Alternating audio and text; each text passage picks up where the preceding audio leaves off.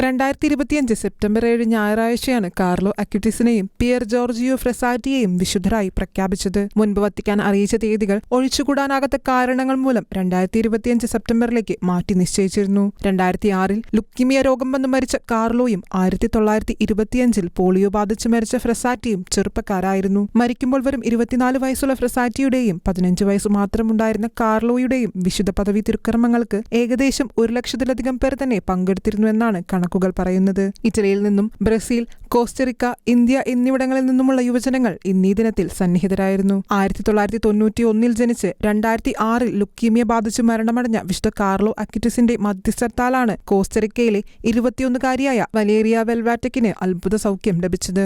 2022 July മാസത്തിൽ ഫ്ലോറൻസിൽ വെച്ച് ഗുരുതരമായ സൈക്കിൾ അപകടത്തിൽ ശിരസിന് മാരകമായി പരിക്കേറ്റ വലേറിയയ്ക്ക് അത്യാഹിത ചികിത്സ അനിവാര്യമാണെന്നും അടിയന്തര ശസ്ത്രക്രിയ നടത്തണമെന്നുമാണ് ചികിത്സ നടത്തിയ ഡോക്ടർമാർ പറഞ്ഞുവച്ചത്. ഇത് കേട്ട വലേറിയയുടെ അമ്മ സംഭവത്തിന് 6 ദിവസങ്ങൾക്ക് ശേഷം അസീസിയിൽ സ്ഥാപിച്ചിരുന്ന കാർലോ അക്യുറ്റിസിന്റെ ശവകുടീരത്തിങ്കൽ പോയി പ്രാർത്ഥിക്കുകയും അന്നേ ദിനം തന്നെ കൃത്രിമ ശ്വാസോച്ഛ്വാസ ഉപാധികൾ ഇല്ലാതെ തന്നെ വലേറിയയ്ക്ക് സ്വയം ശ്വാസമെടുക്കുവാൻ സാധിക്കുന്ന വിധത്തിൽ ഗുരുതരമായ പരിക്ക് സുഖപ്പെട്ടു വന്നിരുന്നു. അടുത്ത ദിവസം ഭാഗികമായി ശരീരം ചലിപ്പിക്കുവാനും സംസാരശേഷി വീണ്ടെടുക്കുവാനും വലേറിയയ്ക്ക് സാധിച്ചു. പിന്നീടുള്ള ദിനങ്ങളിൽ വലേറിയ തന്നെ ചികിത്സിച്ച ഡോക്ടറിനെ അത്ഭുതപ്പെടുത്തിക്കൊണ്ട് സുഖപ്പെട്ടു വരികയും ചെയ്തു.